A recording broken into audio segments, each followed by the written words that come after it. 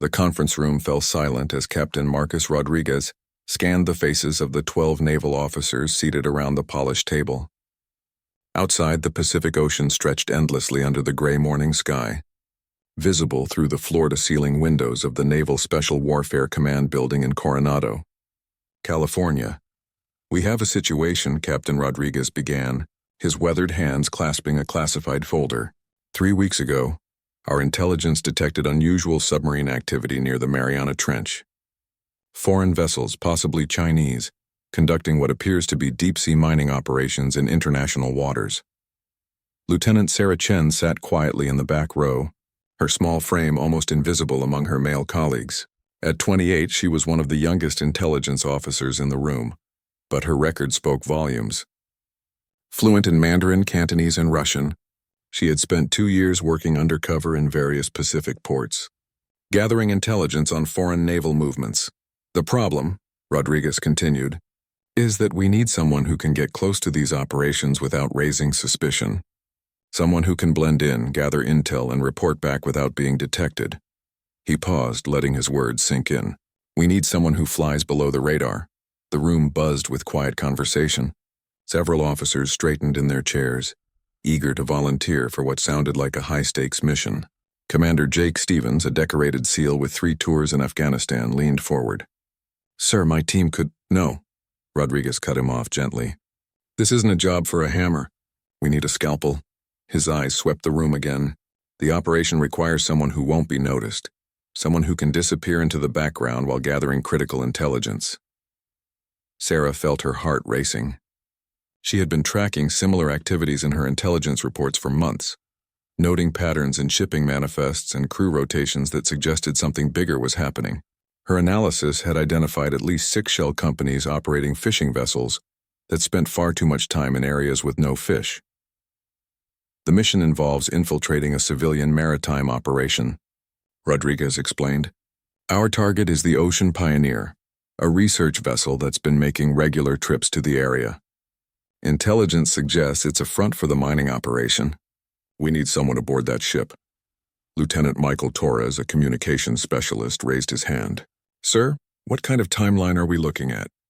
2 weeks preparation, 6 weeks undercover," Rodriguez replied.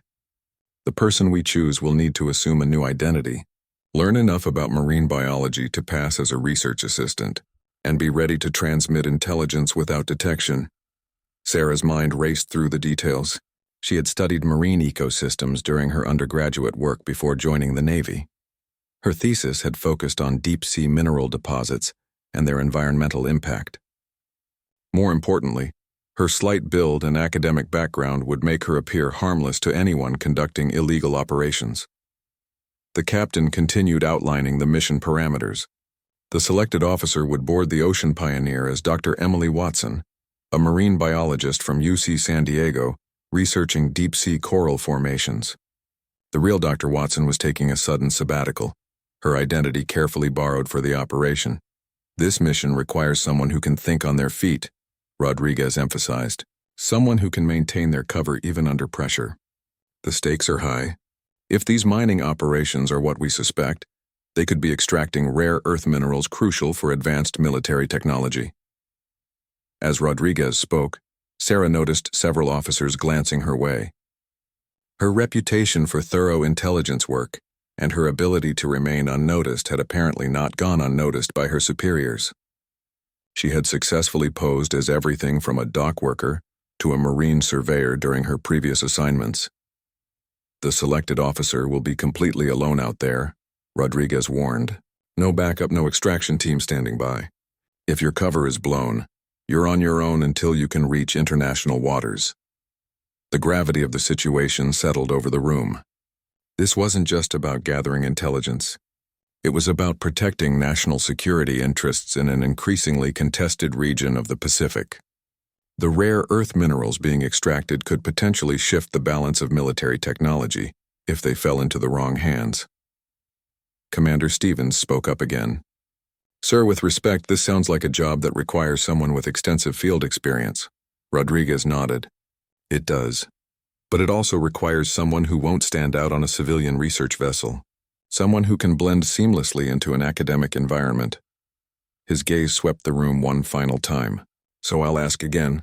Who among you truly flies below the radar? The silence stretched for what felt like minutes. Sarah could feel eyes turning toward her, but she remained still, processing every detail of the mission. She thought about the months of intelligence she had gathered, the patterns she had identified, and the threat these operations might pose to national security. Finally, she stood up slowly, her voice steady despite her racing pulse. Sir, I believe I fit those requirements. The room turned to look at her fully for the first time. Captain Rodriguez's expression revealed nothing, but she caught a slight nod of acknowledgement. Lieutenant Chen stepped forward. As Sarah walked to the front of the room, she felt the weight of every eye upon her. This was her moment to prove that sometimes the most effective weapon in intelligence gathering wasn't strength or firepower, but the ability to disappear in plain sight. Rodriguez studied her for a long moment. Tell me why you think you're right for this mission, Lieutenant. Sarah took a deep breath, knowing that her next words would determine whether she would spend the next 6 weeks on one of the most dangerous undercover operations of her career. Sarah looked directly at Captain Rodriguez, her voice clear and confident. Sir, I've been tracking suspicious maritime activity in the Pacific for 8 months. I've identified patterns in shipping routes, crew manifests, and equipment transfers that suggest coordinated deep-sea operations far beyond normal fishing or research activities. She moved closer to the front of the room, her nervousness transforming into professional focus. I have a bachelor's degree in marine biology from UC Berkeley, and I wrote my thesis on the environmental impact of deep-sea mining. I can discuss coral formations, mineral deposits, and ocean currents well enough to convince any legitimate research team. Commander Stevens shifted in his seat, clearly skeptical. With respect, Lieutenant, academic knowledge is different from field experience. This mission requires someone who can handle unexpected situations. Sarah turned to face him. I spent 6 months undercover as a dock worker in Long Beach, documenting illegal weapons shipments. Another 4 months posing as a marine surveyor in San Francisco Bay, tracking foreign intelligence operatives. I've learned that the key to successful undercover work isn't looking tough. It's looking like you belong. Rodriguez nodded slowly. What else makes you suitable for this particular mission? I'm fluent in Mandarin and Cantonese, Sarah continued. If these operations involve Chinese personnel, I can understand conversations they don't expect me to follow. I'm also small enough to access areas of a ship that larger personnel might not reach. And frankly, sir, a 28-year-old woman researching coral reefs poses no threat to anyone conducting illegal mining operations. The captain studied her for a long moment. The Ocean Pioneer departs from San Diego in 2 weeks. Are you prepared to completely disappear for the next 8 weeks? No contact with family, friends, or anyone from your current life? Sarah nodded without hesitation. Yes, sir. I understand the requirements. This isn't a training exercise, Lieutenant. If these people suspect your military intelligence, they won't hesitate to eliminate the threat. Are you prepared for that possibility? The room fell silent again. Sarah thought about her younger brother David, currently studying engineering at Stanford. She thought about her parents, who still worried about her decision to join the Navy, instead of pursuing a doctorate in marine science. But she also thought about the implications of foreign powers extracting strategic minerals from international waters. I understand the risks, sir. I believe this mission is necessary to protect our national interests. Rodriguez opened the classified folder and pulled out several photographs. These are satellite images of the mining operation.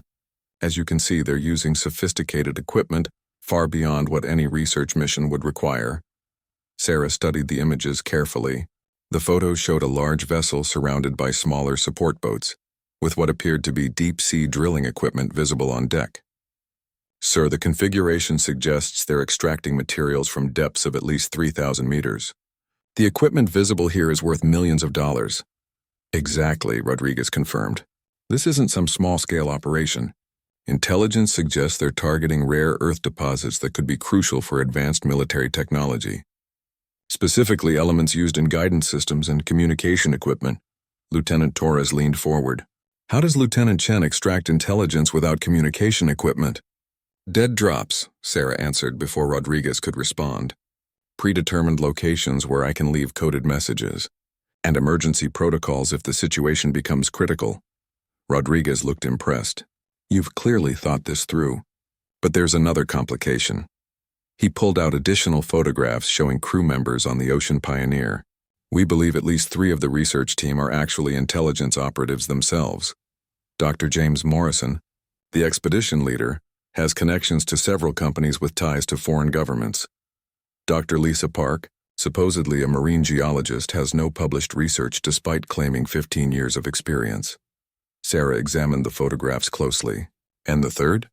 Viktor Petrov, listed as a technical specialist. Our intelligence suggests he's former Russian naval intelligence. Rodriguez's expression grew serious. These people are professionals, Lieutenant. They will be watching for exactly the kind of infiltration you're proposing. The weight of the mission settled over Sarah. She would be completely alone, surrounded by potential enemy agents with no backup and no way to call for help. One mistake could mean disappearing forever in the vast Pacific Ocean. I still believe I'm the right person for this mission, she said firmly. My background gives me legitimate reasons to be interested in deep-sea formations. My size makes me appear non-threatening, and my intelligence training has prepared me for exactly this type of operation. Rodriguez looked around the room at the other officers. Anyone else want to volunteer for this mission? The silence stretched uncomfortably. Several officers looked down at their hands or out the window. The reality of spending 6 weeks alone among potential enemy agents thousands of miles from any help was sobering. Very well, Rodriguez said finally. Lieutenant Chen, you have the mission. Report to Intelligence Division at 800 tomorrow. You'll begin intensive preparation immediately. As the meeting broke up, several officers approached Sarah. Commander Stevens, despite his earlier skepticism, shook her hand. Good luck, Lieutenant. I hope you know what you're getting into. Lieutenant Torres clapped her on the shoulder. Stay safe out there. And remember, sometimes the best intelligence comes from just keeping your eyes and ears open. As the room emptied, Captain Rodriguez remained behind. Lieutenant, a word. Sarah approached his desk, suddenly aware of the magnitude of what she had just volunteered for. I want you to understand something, Rodriguez said quietly. I didn't ask for volunteers because I thought this would be easy. I asked because I needed someone brave enough to take on an almost impossible mission. The intelligence we gather could prevent a significant shift in global military capabilities. He handed her a sealed envelope. Your new identity documents and background information. From this moment until you return, you are Dr. Emily Watson. Study everything in that envelope until you can recite it in your sleep. Sarah took the envelope, feeling its weight.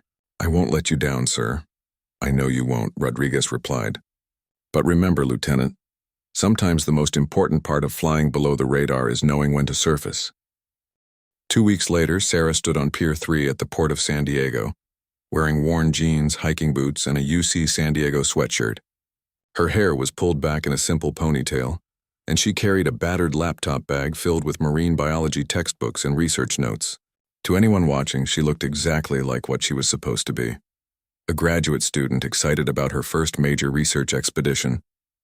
The Ocean Pioneer loomed before her, a 180-foot research vessel painted white with blue trim. Scientific equipment covered the deck, including winches, sampling devices, and what appeared to be sophisticated sonar equipment. But Sarah's trained eye also noticed unusual modifications, reinforced deck areas that could support heavy machinery, and cable systems far more robust than typical research operations required. Dr. Watson? A voice called from the gangway. Sarah turned to see a tall man in his 50s approaching, wearing khaki pants and a polo shirt with the expedition logo. His smile was friendly, but his eyes were sharp and calculating. This had to be Dr. James Morrison, the expedition leader. Yes, that's me, Sarah replied, adjusting her grip on her duffel bag. You must be Dr. Morrison. Thank you so much for including me in this expedition. Morrison's handshake was firm. We're excited to have someone with your expertise in coral ecosystems. Your research proposal on deep-sea coral formations was fascinating. Sarah smiled, hoping her nervousness didn't show. She had spent the past 2 weeks memorizing every detail of the real Dr. Watson's research, practicing until she could discuss coral biology as naturally as breathing. I've been looking forward to this for months. The opportunity to study formations at these depths is incredible. Let me show you to your quarters and introduce you to the team, Morrison said, leading her up the gangway. The ship's interior was more luxurious than Sarah had expected. The corridors were wider than typical research vessels, with expensive-looking equipment visible through open doorways. As they walked, Morrison pointed out various laboratories and workspaces. "We have some of the most advanced deep-sea research equipment in the world," he explained proudly. "Our funding comes from several private foundations interested in ocean conservation." Sarah nodded enthusiastically, while mentally noting details that didn't match the ship's supposed purpose. The laboratory spaces were smaller than expected for serious research, while areas clearly designed for heavy equipment storage were unusually large. They stopped at a small but comfortable cabin. "This is yours," Morrison said. "Dinner is at 1800 hours in the main mess. We'll introduce you to everyone then." Alone in her cabin, Sarah quickly unpacked and activated a small device hidden in her toiletry bag. The device would record audio from anywhere on the ship within a 50-foot radius, transmitting data to a secure satellite when the ship was in range. She carefully placed it inside the air vent, where it would be virtually impossible to detect. At dinner, Sarah met the rest of the expedition team. Dr. Lisa Park was a serious woman in her 40s, who claimed to be a marine geologist but seemed more interested in the ship's navigation systems than rock samples. Her questions about Sarah's research were probing, as if testing her knowledge. Viktor Petrov was exactly what Sarah had expected from his intelligence file. A large, quiet man who claimed to be a technical specialist but whose calloused hands and alert posture suggested military training. He watched everyone carefully, saying little but missing nothing. The rest of the crew seemed legitimate. Marine biologists, technicians, and graduate students excited about the research opportunities. Sarah made mental notes about each person, trying to determine who might be involved in the real purpose of the expedition. "So, Emily," Dr. Park said during dessert, "what specifically are you hoping to find at these depths?" Sarah launched into a detailed explanation of coral symbiosis and mineral absorption that she had rehearsed extensively. "I'm particularly interested in how deep-sea corals adapt to the unique mineral compositions found near hydrothermal vents.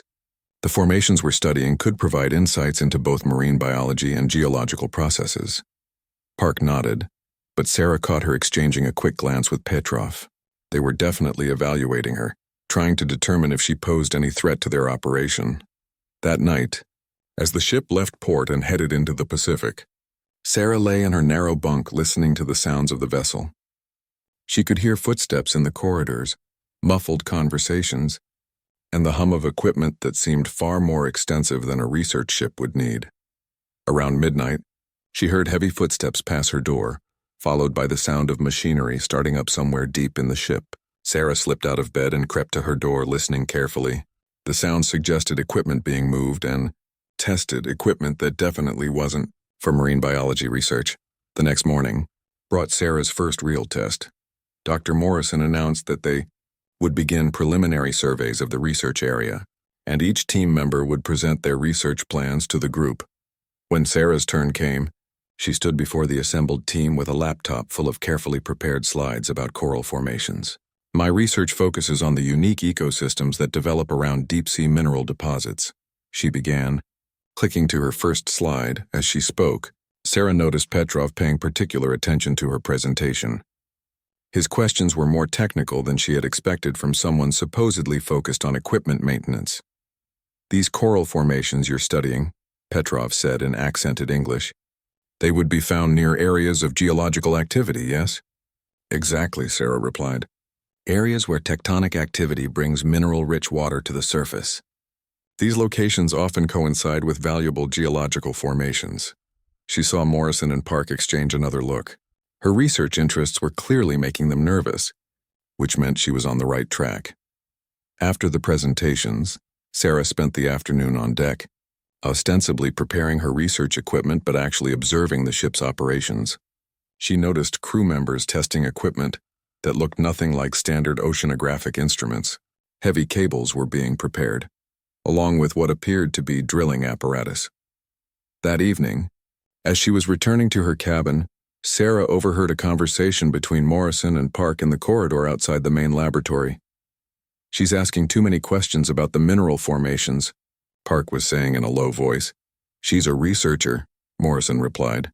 "It's what she's supposed to do." "Maybe, but we should keep an eye on her. Something doesn't feel right." Sarah's heart raced as she quietly slipped past them to her cabin. They were already suspicious, which meant she would have to be even more careful. But it also confirmed that her instincts were correct. This expedition was definitely not what it appeared to be. As she prepared for bed, Sarah reviewed everything she had observed. The ship was heading toward coordinates that matched the satellite images from her briefing. The crew was testing equipment designed for deep-sea extraction, not research, and at least 3 of the expedition members were clearly intelligence operatives. She was exactly where she needed to be, surrounded by people who would kill her if they discovered her true identity. The real mission was just beginning. 3 days into the voyage, the Ocean Pioneer reached the coordinates shown in Sarah's briefing materials. The vast Pacific stretched endlessly in every direction, with no other vessels visible on the horizon. Sarah stood on deck with her research equipment, watching as the crew prepared for what Morrison had described as preliminary deep-sea surveys. The transformation of the ship was remarkable. Equipment that had been hidden below deck was now being assembled on the main work area. Sarah recognized some of it from her intelligence training: sophisticated drilling apparatus, mineral analysis equipment, and communication systems far beyond what any research expedition would require. "Impressive setup," Sarah commented to Dr. Park, who was supervising the equipment assembly. Park nodded, but her expression remained guarded. "Private funding allows us to use the most advanced technology available. We're able to conduct research that would be impossible with typical university budgets." Sarah watched as Viktor Petrov directed the crew in assembling what was clearly a deep-sea mining platform. The equipment was worth millions of dollars and bore manufacturing marks from several different countries, including some that didn't typically export scientific equipment. "Viktor certainly knows his way around this equipment," Sarah observed. "He's worked on similar projects around the world," Park replied carefully. "His experience with deep-sea operations is invaluable." That afternoon, Sarah witnessed the first actual mining operation. Under the guise of geological sampling, the crew lowered drilling equipment nearly 4,000 meters to the ocean floor. The samples that came up weren't the coral formations and marine specimens that would interest legitimate researchers. They were chunks of rock containing rare earth, minerals. Sarah used her legitimate research activities as cover to move around the ship and observe the operation. While pretending to test water samples, she photographed the mineral extraction equipment with a camera hidden in her research kit. While cataloging supposed marine specimens, she listened to conversations between crew members in languages they assumed she didn't understand. What she learned was alarming. The operation was far larger than intelligence had suspected. This wasn't just one ship extracting minerals. It was part of a coordinated network of vessels working across the Pacific. The rare earth elements being extracted were specifically chosen for their use in advanced military technology. On the 4th day, Sarah's cover was nearly blown when she accidentally witnessed a radio conversation between Morrison and someone he called Control. She had been working late in the laboratory, analyzing water samples, when she heard voices from the communications room next door. The walls were thin, and Morrison was speaking more loudly than usual, apparently frustrated with whoever was on the other end of the transmission. "The American researcher is asking too many questions about the mineral formations," Morrison was saying. "Park thinks we should be concerned." Sarah froze, pretending to be absorbed in her microscope work while straining to hear the conversation. "I understand the timeline is critical," Morrison continued, "but we can't risk exposure. If she's not who she claims to be..." The transmission crackled with static, making the response difficult to hear. But Sarah caught enough to understand that they were discussing what to do about her. "3 more days, Morrison said finally. "Then we'll know for certain." Sarah's hands trembled as she tried to maintain her focus on the microscope. They were planning to test her somehow, and she had only 3 days to prepare.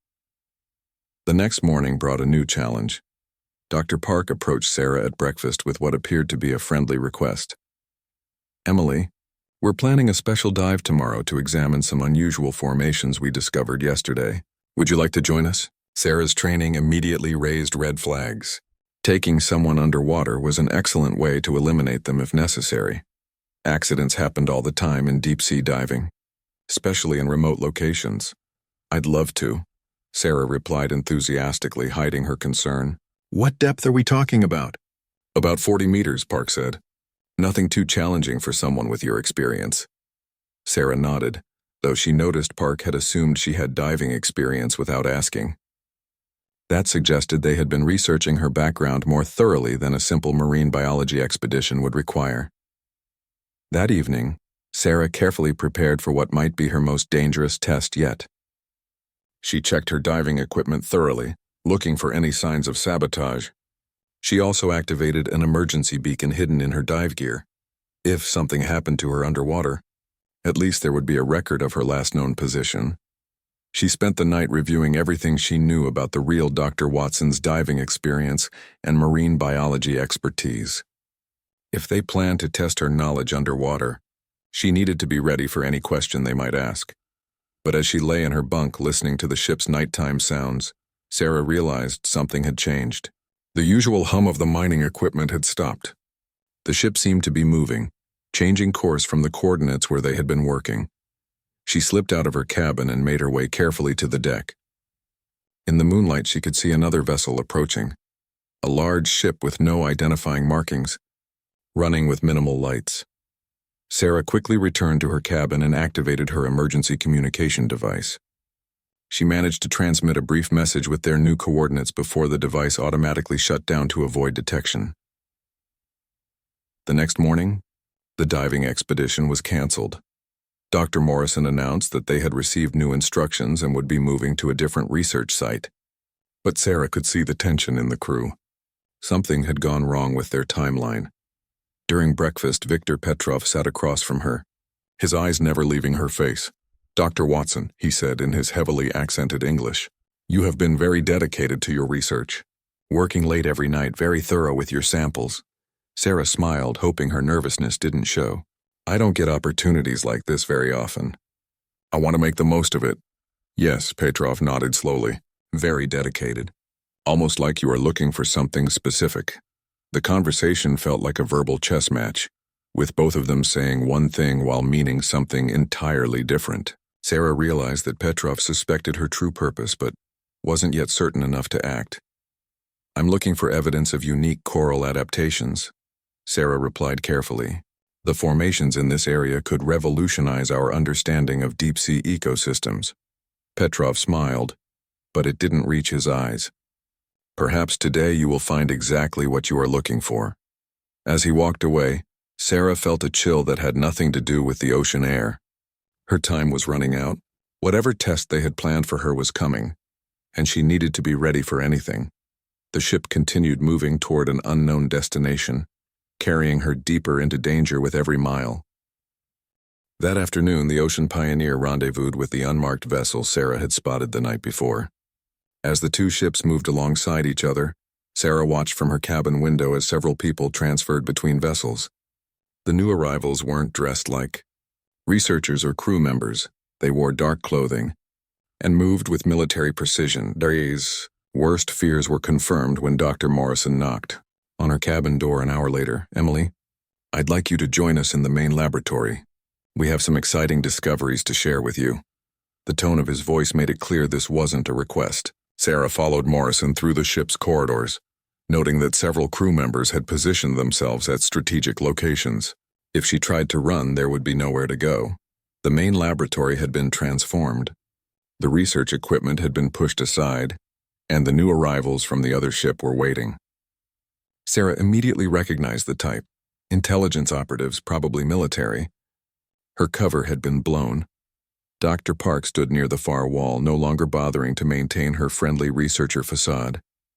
Viktor Petrov sat at the main table, a laptop computer open in front of him. On the screen was a detailed dossier with a photograph Sarah recognized. "Lieutenant Sarah Chen, U.S. Navy Intelligence. Please have a seat, Lieutenant," Morrison said, dropping all pretense of calling her Dr. Watson. Sarah's mind raced through her options. The emergency beacon in her diving gear was back in her cabin. The communication device had already been used and was now useless. She was completely alone, surrounded by hostile agents in the middle of the Pacific Ocean. "I'm sorry, but I think there's been some mistake," Sarah said, trying to maintain her cover. "I'm Dr. Emily Watson from UC San Diego." Petrov laughed, a harsh sound that filled the small laboratory. Dr. Emily Watson is currently enjoying a vacation in Hawaii, paid for by the U.S. Navy. She was never supposed to be on this expedition. He turned the laptop screen toward her. The dossier contained detailed information about her real identity, her service record, and even photographs from her previous undercover operations. Lieutenant Sarah Chen, Morrison read from the screen, Naval Intelligence Specialist, fluent in several languages, expert in maritime surveillance operations. Very impressive record. Sarah realized that maintaining her cover was pointless. They had known her true identity for at least a day, possibly longer. Her only chance now was to find a way to survive and escape with the intelligence she had gathered. "How long have you known?" she asked, abandoning the pretense. "We suspected from the beginning," Park replied. "Your research proposal was too perfect, too specifically focused on the exact type of formations we're working with. But we needed to be certain." "The real confirmation came yesterday," Petrov added, "when our communications intercepted your transmission to your handlers. Very professional work, but we have excellent monitoring equipment." Sarah cursed silently. Her emergency transmission had given her away completely, but at least her handlers now knew the ship's coordinates and would be looking for her. "So what happens now?" Sarah asked, trying to project more confidence than she felt. Morrison exchanged glances with the other operatives. "That depends on how cooperative you're willing to be." "We know you've gathered intelligence about our operation," Park said. "We'd like to know exactly what you've learned and what you've reported to your superiors." Sarah remained silent. These people were clearly professionals, and they would have ways of extracting information if they chose to use them. But she also knew that her training had prepared her for exactly this situation. "The operation you've discovered is much larger than your government realizes," Morrison continued. "We're extracting materials that will shift the global balance of military technology. Your interference could jeopardize national security interests of several allied nations." "Allied to whom?" Sarah asked. Petrov smiled. "That, Lieutenant, is not your concern." One of the new arrivals, a woman in dark clothing who hadn't been introduced, stepped forward. "We have a proposition for you." Sarah waited, knowing that whatever they were about to offer would be designed to either turn her or eliminate her. "Your government believes this is a simple mining operation," the woman continued. But what we're actually doing is preventing these materials from falling into the hands of true enemies. The rare earth elements we're extracting would otherwise be claimed by nations that pose a real threat to global stability." "You're asking me to believe you're the good guys?" Sarah said. "We're asking you to consider that the situation is more complex than your briefing suggested," Morrison replied. "The intelligence you've gathered could be used to support our operation rather than oppose it." Sarah realized they were trying to recruit her, or at least convince her to provide false information to her handlers. 'Twas a common tactic: capture an enemy agent and attempt to turn them into a double agent. "I need time to think about this," Sarah said, knowing that buying time was her only option. "Of course," the unnamed woman said, "but understand that time is limited. Our operation concludes in 48 hours. After that, we'll need to know your decision." As the meeting broke up, Sarah was escorted back to her cabin by two of the new arrivals.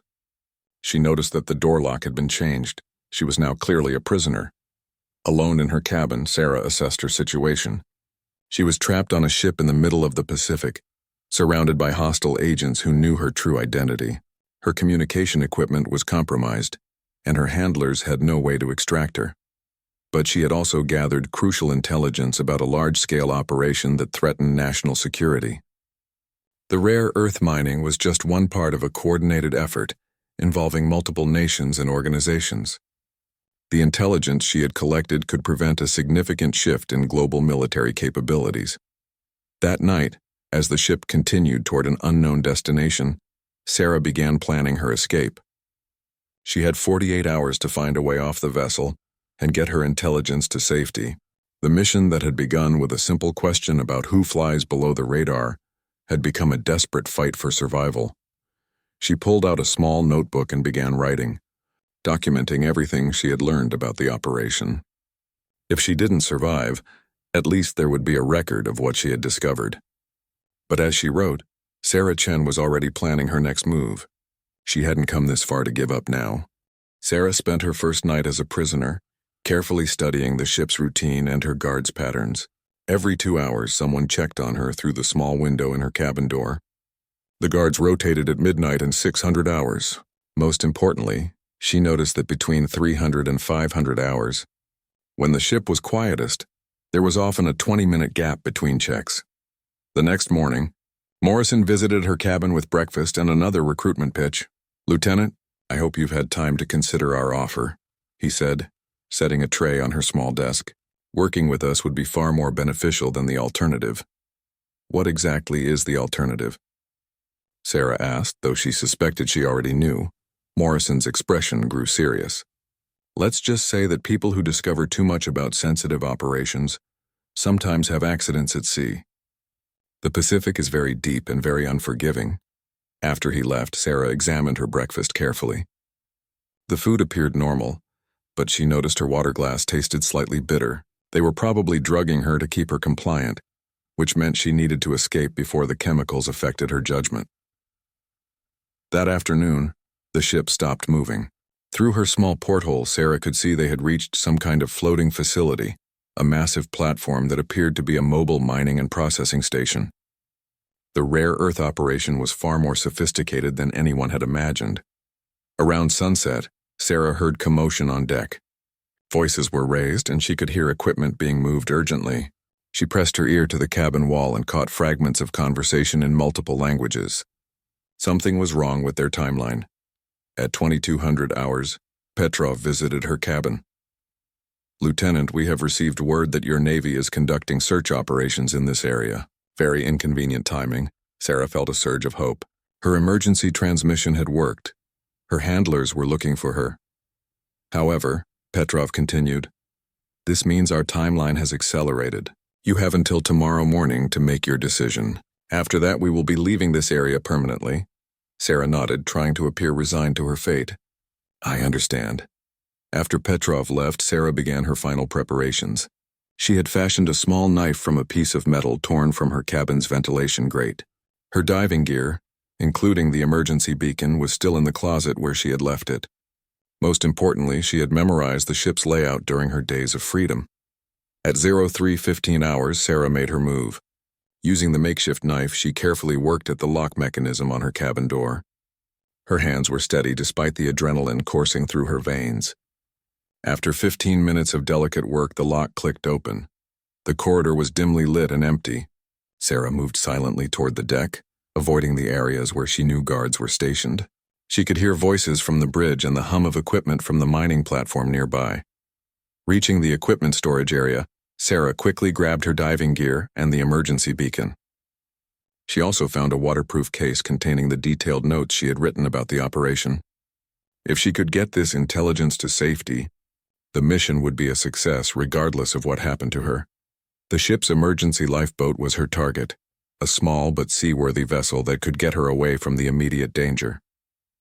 As she made her way across the deck, staying in the shadows cast by the mining equipment, she heard footsteps approaching. Sarah pressed herself against a large winch as two guards walked past, speaking in what sounded like Russian. They were discussing the morning's departure schedule and complaining about the increased security measures. More importantly, she learned that the entire operation would be moving to new coordinates at dawn. After the guards passed, Sarah reached the lifeboat.